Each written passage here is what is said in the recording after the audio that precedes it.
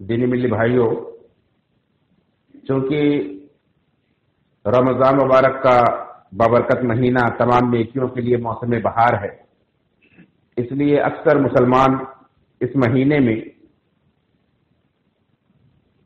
زکوٰۃ کے فریضے کی بھی ادائیگی کرتے ہیں۔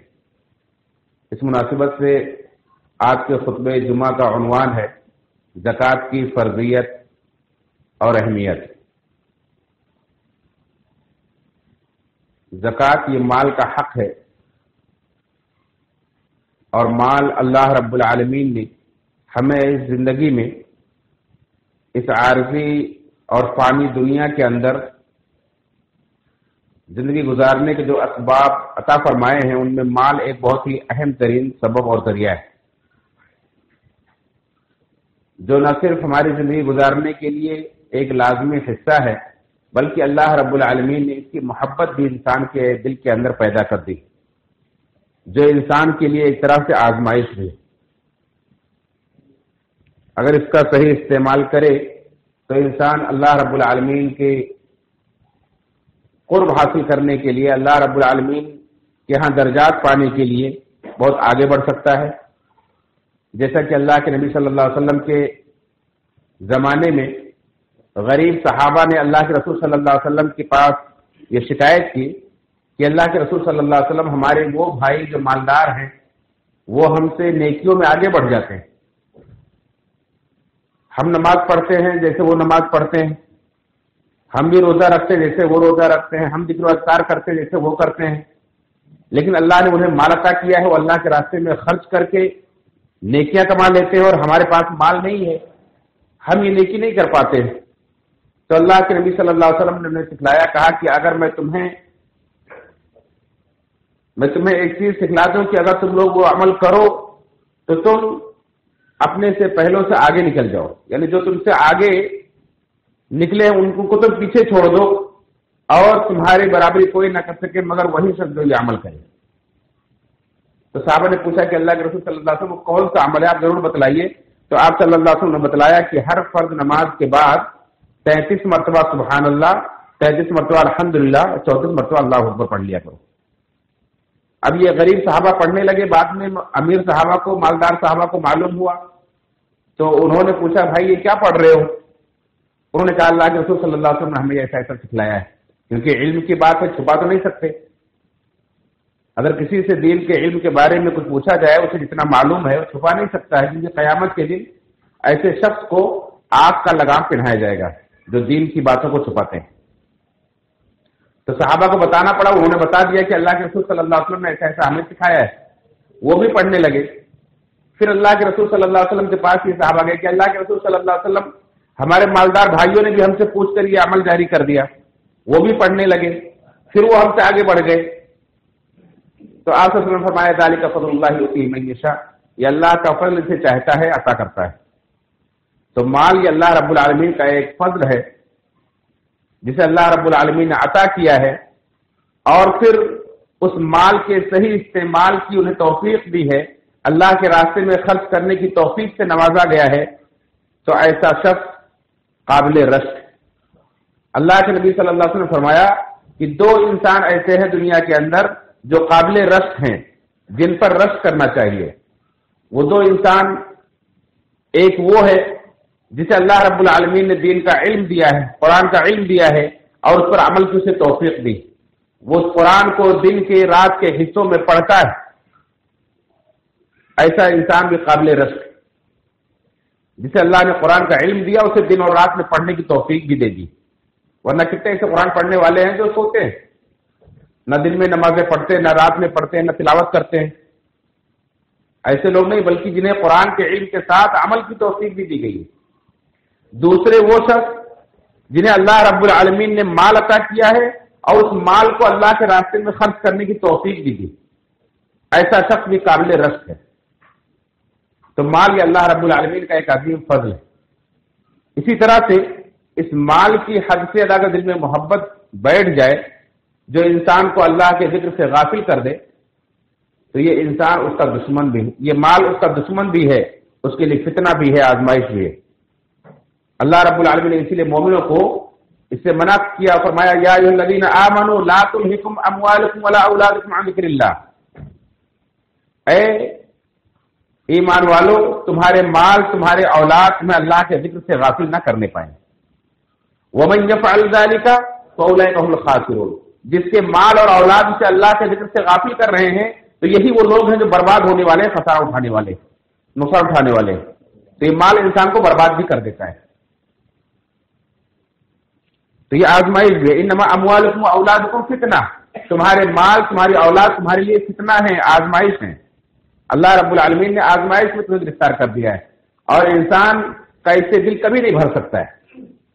اللہ نے فرمایا کہ الہاکم التکاثر، زیادتی کے طلب نے تمہیں غفلت میں ڈال دیا ہے، اور زیادہ کے چکر میں تمہیں غافل کر دیا ہے، حتی زرتم المقابر، یہاں تک کہ تم قبرستانوں میں پہنچ گئے۔ انسان ذاتی کے چکر میں لگا رہتا ہے، یہاں تک کہ مرد کا قبرستان پہنچ جاتا ہے، لیکن اس کی ذاتی کی بھوک کبھی مٹتی نہیں۔ اللہ کے نبی صلی اللہ علیہ وسلم نے فرمایا کہ اگر ابن آدم کو ایک وادی بھر کر سونا دے دیا جائے، مال دے دیا جائے، تو وہ چاہے گا کہ اتنا ہی اور ہو جائے۔ اگر 2 وادی دے دی جائیں تو چاہے گا اتنی بڑی ایک وادی اور مل جائے۔ انسان کا منہ صرف مٹی ہی بھر سکتی، تو انسان اس دنیا کے اندر کبھی بھی آسودہ نہیں ہو سکتا ہے۔ ہاں، جسے اللہ رب العالمین قناعت عطا کرے تو یہ بہت بڑی نعمت ہے، بہت بڑی دولت ہے۔ اللہ کے رسول صلی اللہ علیہ وسلم نے فرمایا کہ جس انسان کو 3 چیزیں حاصل ہو جائیں وہ انسان کامیاب ہے۔ جسے اسلام کی دولت مل جائے، قد افلح من اسلم، جسے اسلام کی دولت مل گئی، وقنعه اللہ بما آتا، اور اللہ نے جو کچھ عطا کیا اس میں اسے خوشی نصیب ہو جائے، قناعت نصیب ہو جائے، ورزق کفافا، اور ضرورت کے مطابق اس سے روزی مل جائے، اس کی ضرورت پوری ہو رہی بس، تو ایسا انسان کامیاب انسان ہے۔ تو مال کے تعلق سے اسی لیے بیلنس برابر رہے، انسان بہت زیادہ کسی کا محتاج بھی نہ رہے، انسان اس کے محبت میں گرفتار ہو کر کے بخل اور کنجوسی پر نہ اتر آئے، اپنے آپ کو ہلاک نہ کر لے۔ اس کے لیے اللہ رب العالمین نے مال کے اندر بھی حق رکھا ہے، زکوٰۃ فرض کی ہے۔ یہ زکوٰۃ جو ہے یہ مال کا حق ہے، اگر انسان اسے ادا کرتا رہے تو نہ صرف یہ کہ خود اپنے نفس کو کنجوسی سے اور بخیلی سے بچا سکتا ہے، بلکہ معاشرے کے اندر بھی ایک خوشنما اور ایک خوشحال ماحول پیدا کر سکتا ہے، لوگوں کے دلوں میں گھر بنا سکتا ہے، اللہ رب العالمین کا بھی اونچا مقام پا سکتا ہے۔ اس لیے اللہ رب العالمین نے بہت ہی بہترین سسٹم مسلمانوں کو مال کے تعلق سے زکوٰۃ کا سسٹم دیا ہے۔ آئیے دیکھیں کہ زکوٰۃ کہتے کسے ہیں۔ زکوٰۃ کے معنی کے اندر ہی پاکی اور صفائی ہے، زکوٰۃ کے معنی کے اندر ہی بڑھوتری ہے، زکوٰۃ کے معنی کے اندر ہی مدح اور تعریف ہے، جیسا کہ زکوٰۃ کے معنی بیان کرتے ہوئے استاد محترم شیخ مقیم فیضی رحمہ اللہ لکھتے ہیں اپنی کتاب زکوٰۃ کے مختصر مسائل میں کہ زکوٰۃ کے لغوی معنی ہیں طہارت کے، پاکی اور صفائی کے، اسی طرح سے اضافہ اور بڑھوتری کے معنی بھی، برکت کے معنی بھی ہیں، اور مدح و ثنا کے معنی بھی، اور کہتے ہیں سارے معنی قرآن کے اندر استعمال ہوئے ہیں، قرآن و سنت کے اندر زکوٰۃ کے معنی میں استعمال ہوئے ہیں۔ اور شریعت کی اصطلاح میں زکوٰۃ کہتے ہیں کہ صاحب نصاب مسلمانوں کے مخصوص مال کا مقررہ حصہ، صاحب نصاب یعنی اللہ رب العالمین نے، اللہ کے رسول صلی اللہ علیہ وسلم نے جو مال کا ایک نصاب مقرر کیا، ایک حد مقرر کی ہے کہ اتنا آپ کے پاس مال ہے تو آپ کو زکوٰۃ دینا ہے، اسی نصاب کہتے ہیں۔ تو ایسے صاحب نصاب مسلمانوں کے مخصوص مال کا مقررہ حصہ ہے جو کتاب و سنت میں نامزد مستحقین کے لیے اللہ عز و جل نے فرض کیا ہے۔ اس کے لیے کچھ شرطیں ہیں اور اس کا مقصد اللہ رب العالمین کی عبادت۔ اللہ رب العالمین نے اس زکوٰۃ کو رمضان سے پہلے سن 2 ہجری میں مدینہ آنے کے بعد فرض کیا ہے، اگرچہ اللہ کے راستے میں خرچ کرنے کی ترغیب مکہ کے اندر بھی موجود تھی، جس طرح سے روزہ نماز یہ مکہ کے اندر بھی لوگ رکھتے تھے، پڑھتے تھے، لیکن روزہ رمضان کا روزہ مدینہ آنے کے بعد سن 2 ہجری میں فرض کیا گیا، ایسے ہی زکوٰۃ بھی مدینہ آنے کے بعد سن 2 ہجری میں باقاعدہ اس کا پورا سسٹم اور اس کا نصاب وغیرہ مقرر کیا گیا اور فرض کیا گیا ہے۔ اللہ رب العالمین نے قرآن کریم کے اندر 80 سے زائد مقامات پر نماز کے ساتھ زکوٰۃ کو ذکر کیا ہے۔ جیسے قرآن کریم میں پڑھتے ہیں، اگر ہم ترجمہ نہیں بھی جانتے تو بھی بار بار یہ الفاظ ہمارے زبان پر جاری رہتے ہیں اور پڑھتے وقت گزرتے ہیں۔ واقعی الصلاۃ وآتوا الزکوٰۃ، واقعی الصلاۃ وآتوا الزکوٰۃ، کہ نماز قائم کرو، زکوٰۃ ادا کرو۔ آپ خود اندازہ لگا سکتے ہیں کہ کتنی بار یہ آیتیں ہماری زبان پر جاری ہوتی ہیں، کتنی بار ہمارے پڑھتے وقت یہ گزرتی ہیں۔ اگر شمار کریں گے 80 سے زائد مقامات ہیں جہاں اللہ رب العالمین نے نماز اور زکوٰۃ کا حکم دیا ہے۔ واقعی جیسے کہ سورہ بقرہ کی یہ آیت جس کے اندر اللہ نے فرمایا، آیت نمبر 43 ہے، وَأَقِیمُوا الصَّلَاةَ وَآتُوا الزَّکَاةَ وَارْکَعُوا مَعَ الرَّاکِعِینَ، اور نماز قائم کرو، زکوٰۃ ادا کرو اور رکوع کرنے والوں کے ساتھ رکوع کرو۔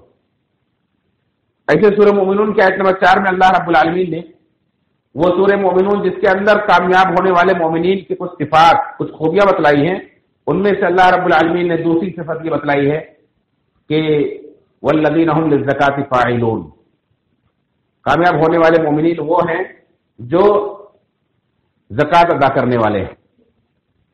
اور اللہ کے رسول صلی اللہ علیہ وسلم نے ان 5 چیزوں کا جن پر اسلام کی بنیاد رکھی گئی، جو اسلام کی بنیاد کے 5 ستون ہیں، 5 پلر ہیں، ان کا ذکر کرتے ہوئے بھی نماز کے ساتھ زکوٰۃ کا ذکر کیا ہے۔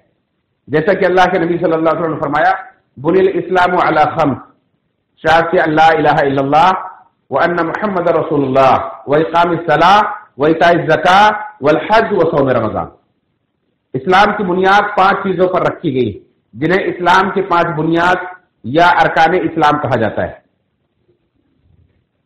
کلمہ شہادت کی گواہی دینا، یعنی اس بات کی گواہی دینا کہ اللہ کے سوا کوئی معبود برحق نہیں اور محمد صلی اللہ علیہ وسلم اللہ کے رسول ہے۔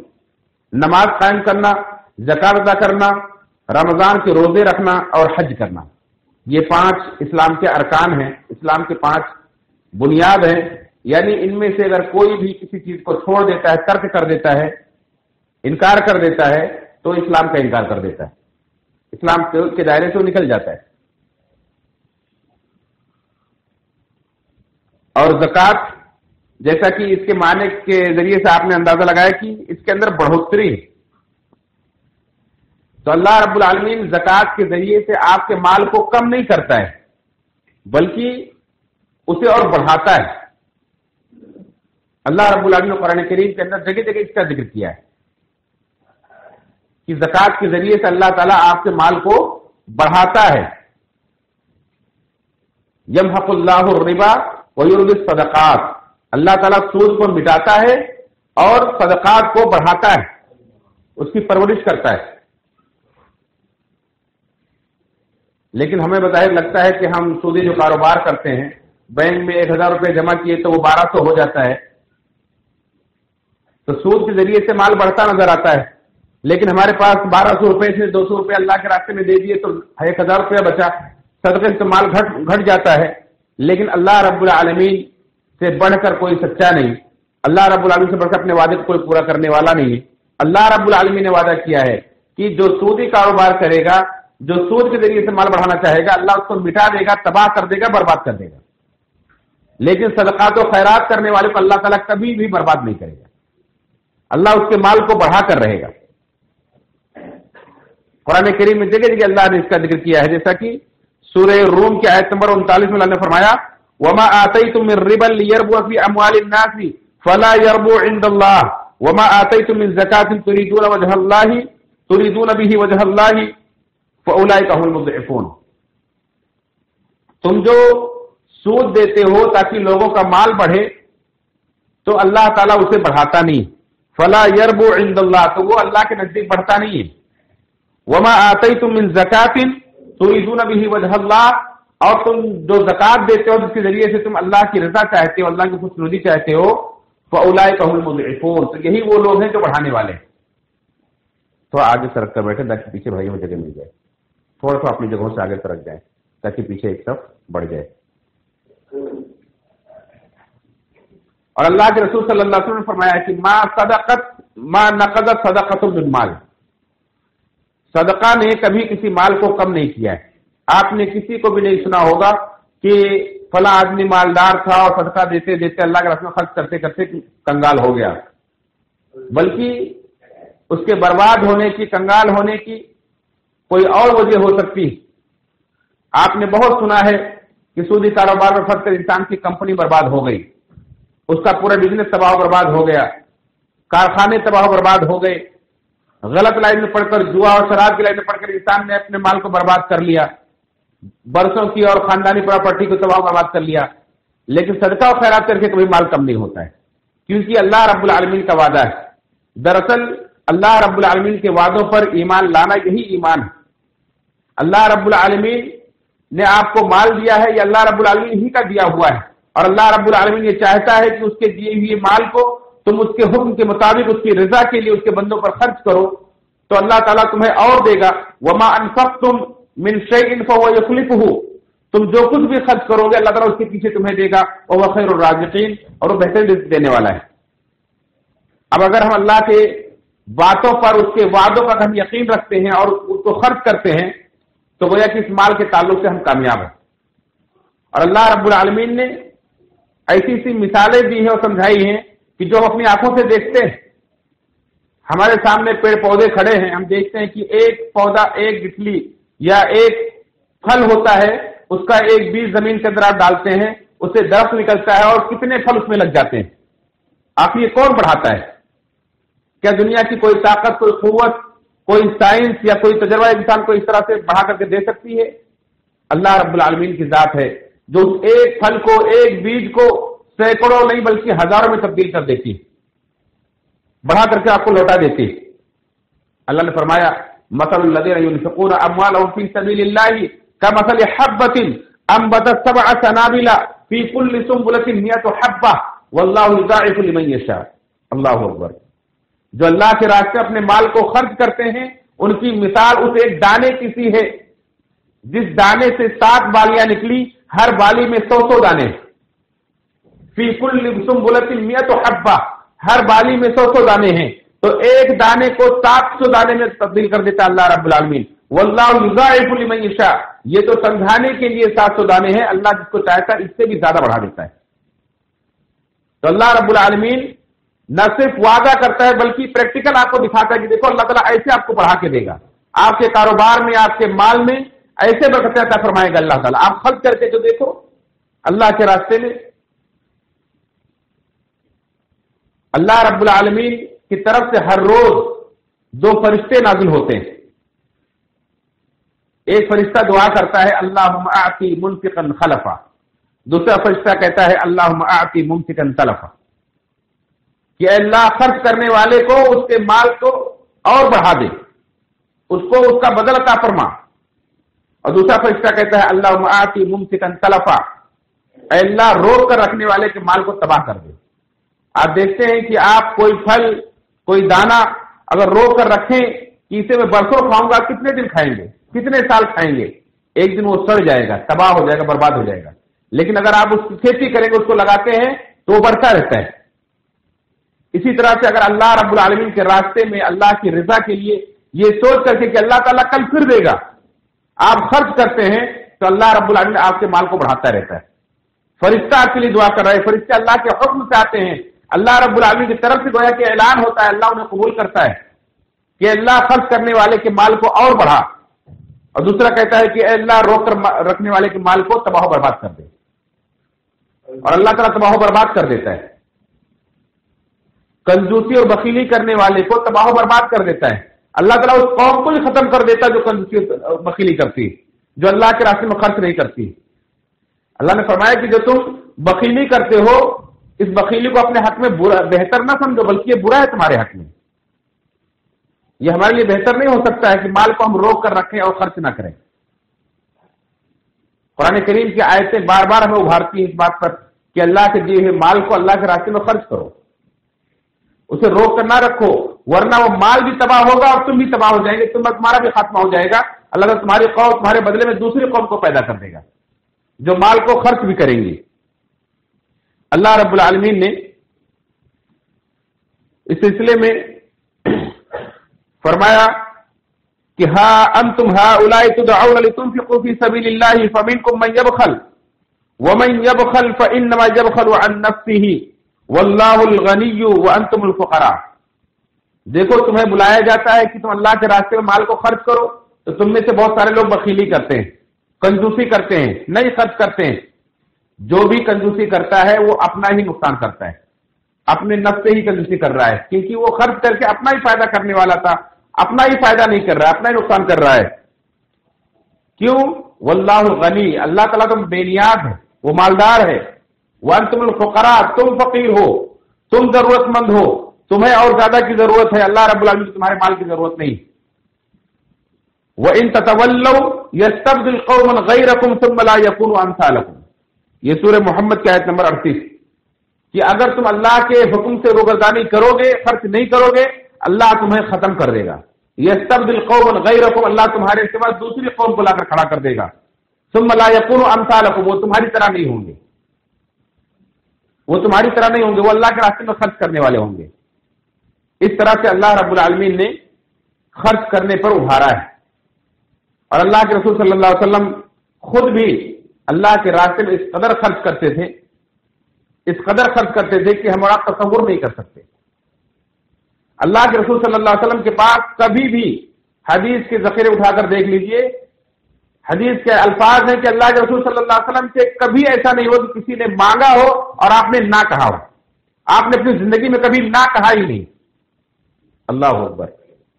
63 سال کی عمر ہے، اتنی لمبی عمر گزار کے گئے، لیکن آپ نے کبھی اپنی زندگی میں نہ نہیں کہا. یہاں تک کہ ترمذی کی روایت ہے، ایک بار ایک شخص آیا، اس نے کہا اللہ کے رسول صلی اللہ علیہ وسلم مجھے ضرورت ہے، مجھے مال دیجیے. تو آپ کے پاس نہیں تھا، آپ نے کہا جاؤ دکان سے خرید لو، جو تمہیں ضرورت ہے لے لو اور میرے نام پر لکھا دو، میں اس کا قرض ادا کر دوں گا. اپنے پاس نہیں ہے پھر بھی آپ نے دیا، قرض لے کر گویا کہ دیا آپ نے. تو میں فاروق رضی اللہ عنہ بیٹھے ہوئے تھے، کہا اللہ کے رسول صلی اللہ علیہ وسلم، اللہ تعالیٰ نے آپ کو جس چیز کا مکلف نہیں کیا، آپ وہ اپنے اوپر بوجھ کیوں لاتے ہیں؟ آپ کے پاس جو ہے اسے خرچ کیجیے، جو نہیں ہے آپ وہ کیوں دے رہے ہیں؟ اللہ کے رسول صلی اللہ علیہ وسلم کو یہ بات اچھی نہیں لگی. ایک انصاری صحابی بیٹھے تھے، انہوں نے کہا نہیں اللہ کے رسول صلی اللہ علیہ وسلم آپ خرچ کیجئے، آپ بالکل فقر و فاقے کا خوف نہ رکھیے، اللہ کی طرف سے فقیری کے بارے میں بالکل نہ ڈریے، آپ اللہ کے راستے میں خرچ کیجئے. اللہ کے رسول صلی اللہ علیہ وسلم مسکرانے لگے، آپ کو یہ بات پسند آئی اور آپ نے کہا کہ اللہ نے مجھے اسی بات کا حکم دیا ہے. اور اللہ رب العالمین تمام ابن آدم سے کہا ہے یا ابن آدم انفق علی، اے ابن آدم تو خرچ کر، میں تیرے اوپر خرچ کروں گا. اللہ اکبر. اللہ رب العالمین کہہ رہا ہے تو خرچ کر، میں تیرے اوپر خرچ کروں گا. آج دنیا کا کوئی مالدار کہہ دے کہ تم صبح سے شام تک جتنا خرچ کرو گے اس کا 10 گنا آ کے سامنے مجھ سے لے لینا، کون ہے جو اپنے ہاتھ کو روکے گا؟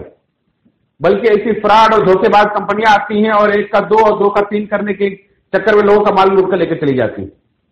لیکن بندوں پہ یہاں اللہ رب العالمین کے فرمان پر یقین نہیں کہ اللہ رب العالمین کہہ رہا ہے تمہارا مال برباد نہیں ہوگا، ضائع نہیں ہوگا، تم جو کچھ بھی خرچ کرو گے اللہ تعالیٰ تمہیں دے گا. وما انفقتم من شيء فهو يخلفه وهو خير الرازقين. تم جو کچھ بھی خرچ کرو گے اللہ تمہیں دے گا، اور اللہ تعالیٰ سب سے بہترین رزق دینے والا ہے. اس کے پاس خرچ کر کے اس کے نام پر خرچ کر کے کوئی بھی آدمی کبھی غمگین نہیں ہو سکتا ہے. اللہ رب العالمین نفی کر دی ہے کہ والذین ينفقون اموالهم بالليل والنهار سرا وعلانية فلهم اجرهم عند ربهم ولا خوف عليهم ولا هم يحزنون. یہ سورہ بقرہ کی آیت نمبر 274 ہے کہ جو اپنے مال کو دن اور رات اللہ کے لیے چپکے چپکے ظاہری طور پر خرچ کرتے رہتے ہیں، یعنی چھپا کر بھی ظاہری طور پر جہاں جیسا موقع ملا خرچ کرتے رہتے ہیں، فلهم اجرهم عند ربهم، تو ان کے لیے اللہ رب العالمین کے پاس اجر ہے. ولا خوف علیہم ولا هم يحزنون. ایسے لوگ نہ ان کے اوپر نہ کوئی خوف ہوگا نہ وہ غمگین ہوں گے. ایسا ہو ہی نہیں سکتا کہ وہ خرچ کر کے غمگین ہو. دنیا کے اندر جو کچھ چھوڑ کر جائے گا اس پر بھی کوئی اسے غم نہیں ہوگا. اللہ رب العالمین کے سامنے جب وہ جائے گا، اللہ کے پاس جب وہ جائے گا، تبھی اس کے اوپر کوئی خوف نہیں ہوگا، کیونکہ اللہ رب العالمین اسے اپنے عرش کے سائے کے اندر جگہ دے گا، بلکہ اس کا صدقہ اس کے اوپر سایہ کرے گا. حدیث کے الفاظ ہیں کہ کل امرئ تحت تحت صدقہ یوم القیامہ او کما قال نبی صلی اللہ علیہ وسلم، تحت ظل صدقتہ یوم القیامہ، کہ ہر شخص قیامت کے دن اپنے صدقے کے سائے میں ہوگا. جو کچھ اس نے اللہ کے راستے میں خرچ کیا ہے، صدقہ کیا ہے، اللہ تعالیٰ اس کے ذریعے سے اسے صدقہ سایہ عطا فرمائے گا میدان محشر میں، جبکہ اللہ کے عرش کے سوا کوئی سایہ نہیں ہوگا. اپنے عرش کے سائے میں بھی رکھے گا اور اس کا صدقہ بھی اس کے اوپر سایہ کیا ہوئے ہوگا. اللہ اکبر.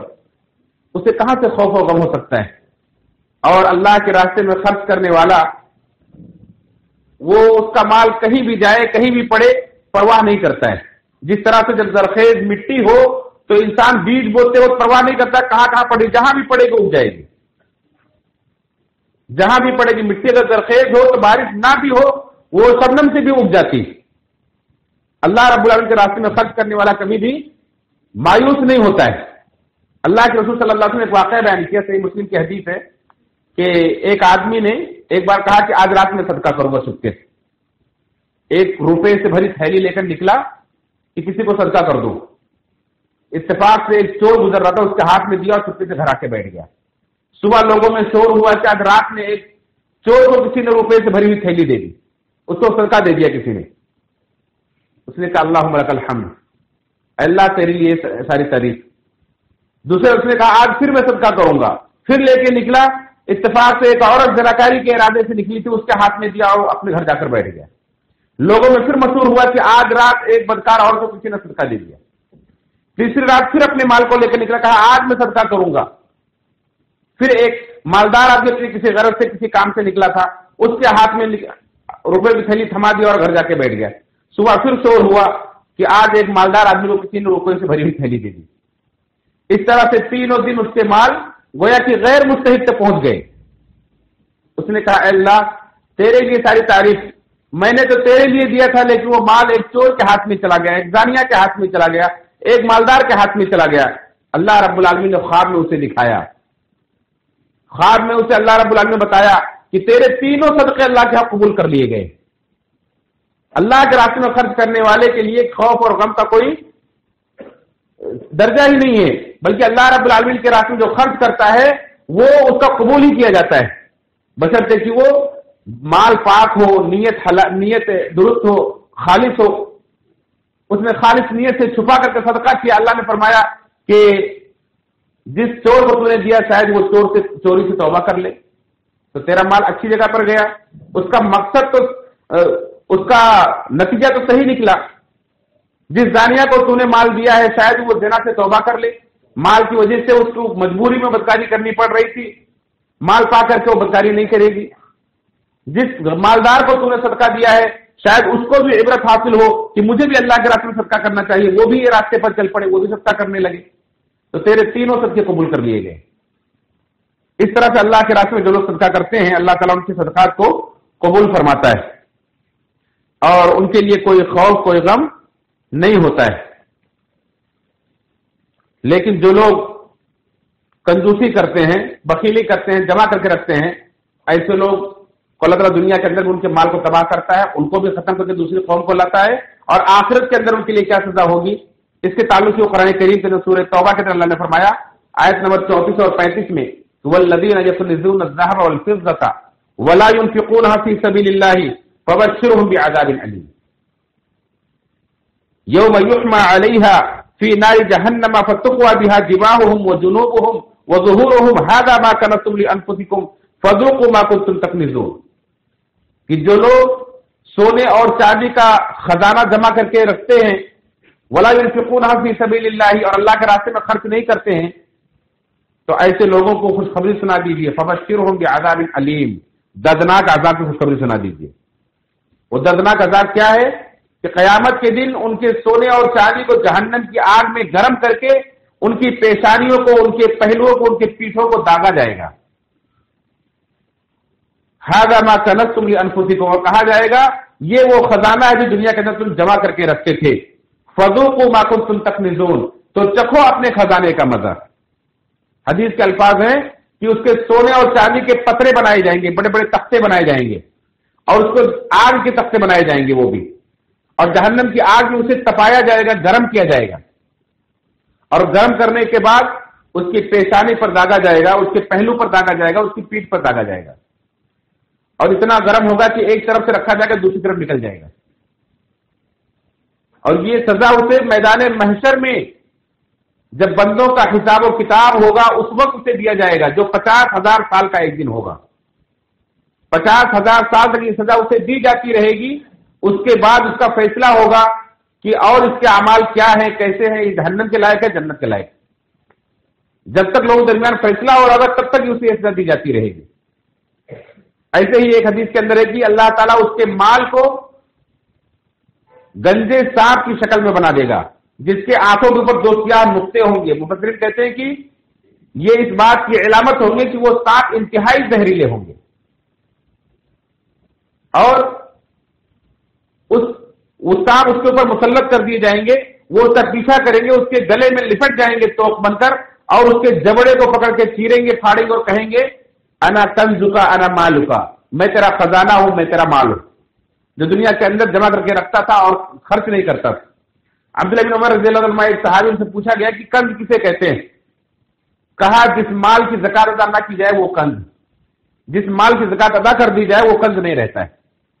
اس لیے زکات ادا کرنا یہ مال کا حق ہے، یہ کسی پر کوئی احسان نہیں ہے. اللہ جو صحیح بخاری کی روایت ہے، من آتاہ اللہ مالا فلم یؤد زکاتہ مثل له یوم القیامۃ شجاعا اقرأ له ذبیبتان، کہ جس کو اللہ نے مال دیا ہے اور وہ اس کی زکات ادا نہیں کرتا ہے تو اس کے مال کو قیامت کے دن گنجے سانپ کی شکل میں بدل دیا جائے گا، اور اس کے آنکھوں پر 2 سیاہ نقطے ہوں گے. اس کے جبڑے کو پھاڑے گا اور کہے گا انا کنزکا انا مالکا، میں تیرا مال ہوں، میں تیرا خزانہ ہوں. اس لیے میرے بھائیوں، اب اللہ رب العالمین سے صاحب مال بنایا ہے، صاحب نصاب بنایا ہے، اسے چاہیے کہ وہ اللہ کے راستے میں اس کی فرض زکات ضرور ادا کرے، اور فرض زکات کے علاوہ بھی اللہ کے راستے میں جہاں بھی موقع ملے وہاں بھی خرچ کرتے رہنا چاہیے. بہت سارے مصارف ہیں، لیکن فرض زکات کے لیے اللہ رب العالمین نے 8 مصارف ذکر کیے ہیں. اس فرض زکات کو وہی خرچ کرنا چاہیے، جیسا کہ سورہ توبہ کی آیت نمبر 60 میں اللہ نے فرما دیا ہے انما صدقات للفقراء، آپ کی زکات جو ہے یہ فقراء کے لیے ہے جو بالکل کنگال ہے، جن کے پاس بالکل مال نہ ہو. والمساکین، اور مساکین کے لیے، مسکین کہتے ہیں اسے جس کے پاس مال تو ہو لیکن کم ہو، ضرورت مطابق نہ ہو. والعاملین، اور اس کے عاملین پر، زکات کی وصولی کرنے والے پر، بیت المال کے نگراں پر، یعنی جو زکات کو آپ کے پاس وصول کرنے کے لیے آتے ہیں. اسلامی حکومتوں کے اندر یہ دستور تھا کہ اسلامی حکومت ایسے عمال کو بھیجتی تھی جو لوگ جا کر کے حساب لگا کر کے ان کا زکات نکال کے لاتے تھے. آج تو ہمارے یہاں بیت المال کا سسٹم ہم نے ختم کر دیا ہے، اس لیے ہماری زکات کے اثرات اور اس کے فوائد جو نظر نہیں آتے. آج سب نقلی رسیدوں کی بھیٹ چڑھ جاتے ہیں، پرسنٹیج کی بھیٹ چڑھ جاتے ہیں. لوگ وصولی کرنے والے 30%، 60% اور 70% لے کر کے وصولی کرتے ہیں، اور اس کا بچا کچا جو مسجدوں میں مدرسوں میں پہنچتا ہے اس کا بھی کیسا استعمال ہوتا ہے اللہ بہتر جانے. بیت المال کا سسٹم جو ہے اسلام کا سسٹم ہے، زکات کا نظام ہے، اگر اس کے طریقے سے ادا کیا جائے تو معاشرے کے اندر سے غربت کا خاتمہ ہو سکتا ہے. جیسے خلفائے راشدین کے دور میں جب اس طریقے سے زکات کو نکالا گیا، بیت المال میں جمع کیا گیا اور علاقے کے فقراء میں تقسیم کیا گیا، تو چند سالوں کے بعد ایسی نوبت آ گئی تھی کہ ڈھونڈنے سے بھی کوئی فقیر ملتا نہیں. ڈھونڈتے تھے کوئی زکات کا مستحق مل جائے، اس کی زکات دے دیں، نہیں ملتا تھا، کیونکہ اللہ رب العالمین نے یہی حکم دیا ہے. اللہ کے رسول صلی اللہ علیہ وسلم نے اپنے صحابی کو اسی بات کی تعلیم دی تھی کہ لوگ بتاؤ کہ زکات جہاں سے نکالی جائے گی وہی کے فقراء کو پہلے تقسیم کی جائے گی، وہاں سے جب بچتا ہے تب پھر مرکز میں تقسیم کیا جائے گا. اس طرح سے ایک سسٹم دیا تھا، اس پہ عامی مقرر کیے گئے تھے. والعاملین علیہا والمؤلفۃ قلوبہم، اور تالیف قلب کے لیے بھی زکات کے مال کو خرچ کیا جا سکتا ہے. اس میں نو مسلمین بھی آتے ہیں اور وہ غیر مسلمین بھی جو اسلام کے لیے نرم رویہ رکھتے ہیں. وہ پھر رقابی اور گردن آزاد کرنے میں، آج غلامی کا دور نہیں ہے لیکن قیدیوں کو چھڑانے میں خرچ کیا جا سکتا ہے. والغارمین، اور مقروض لوگوں کو دیا جا سکتا ہے. وفی سبیل اللہ، اور اللہ کے راستے میں یعنی جہاد فی سبیل اللہ میں. وابن السبیل، اور وہ مسافر جو راستے میں اپنا سامان اس کا ختم ہو گیا اور گھر تک پہنچنے کے لیے اسے زکات دیا جا سکتا ہے. فریضۃ من اللہ، یہ اللہ کی طرف سے فریضہ ہے. یہ زکات کا فریضہ ہے جو 8 مصارف بیان کیے گئے سورہ توبہ کی آیت نمبر 60 میں. آپ اس کی تفصیلات دے کر کے وہاں خرچ کریں یا بیت المال میں جمع کریں، اور اس کے بعد اللہ رب العالمین نے آپ کو مزید نوازا ہے تو آپ مزید بھی اللہ کے راستے میں خرچ کر سکتے ہیں. جس طرح سے بہت سارے مصارف آئے دن پیدا ہوتے رہتے ہیں. اللہ رب العالمین سے دعا رب العالمین ہم سب کو اللہ رب العالمین نے اگر صاحب نصاب بنایا ہے تو اپنے ایمانداری کے ساتھ اخلاص کے ساتھ سنت مطابق عمل کرتے ہوئے فرض زکات کو ادا کرنے کی توفیق فرمائے. اور اللہ رب العالمین ہمیں اور زیادہ مزید اللہ کے راستے میں دل کھول کر خرچ کرنے کی توفیق فرمائے. اللہ تعالیٰ ہمارے تمام نیکیوں قبول فرمائے, ہمارے گناہوں کو بخشش فرمائے. بار العاج بابرکت مہینے میں ہمیں بڑھ چڑھ کر نیکیاں کرنے کی توفیق فرمائے, ہمیں ہر قسم کے گناہوں سے بچنے کی توفیق فرمائے. اللہ تعالیٰ ہمارے تمام گناہوں کو معاف فرمائے. اللہ تعالیٰ ہمیں کبیرہ گناہوں سے توبہ کرنے کی توفیق فرمائے. اللہ تعالیٰ ہمیں جب تک زندہ رکھے دین اسلام پر زندہ رکھے, جب بھی دنیا سے اٹھائے تو حالت ایمان پر اٹھائے. اللہ تعالیٰ ہمارے بیماروں کو شفا عطا فرمائے, ہمارے پریشان حال بھائیوں کی پریشانی کو دور فرمائے, ہمارے مقروضوں کی قرض کی ادائیگی میں مدد فرمائے. رب العالمین جو بھائی جہاں بھی ہیں دین اسلام کی خدمت کر رہے ہیں ان کی خدمت کو قبول فرما. بار علاج مسلمان جہاں بھی پریشان ہیں ان کی پریشانی کو دور فرما. جو بیمار ہاسپٹلوں میں انہیں شفائے کامل عاجل عطا فرما کے گھروں کو واپس لوٹا. رب العالمین ہم سب کو دنیا کے آخرت کے ہر عذاب سے فتنے سے محفوظ فرما. جنت الفردوس میں ہم سب کو نبی کریم صلی اللہ علیہ وسلم کے ساتھ نصیب فرما. آمین تقبل یا رب العالمین. ان اللہ وملائکته یصلون علی النبی یا ایھا الذین آمنوا صلوا علیہ وسلموا تسلیما. اللهم صل على محمد وعلى ال محمد كما صليت على ابراهيم وعلى ال ابراهيم انك حميد مجيد. اللهم بارك على محمد وعلى ال محمد كما باركت على ابراهيم وعلى ال ابراهيم انك حميد مجيد. عباد الله رحمكم الله, ان الله يأمر بالعدل والاحسان وايتاء ذي القربى وينهى عن الفحشاء والمنكر يعظكم لعلكم تذكرون. اذكروا الله يذكركم ويزيدكم ولذكر الله اكبر.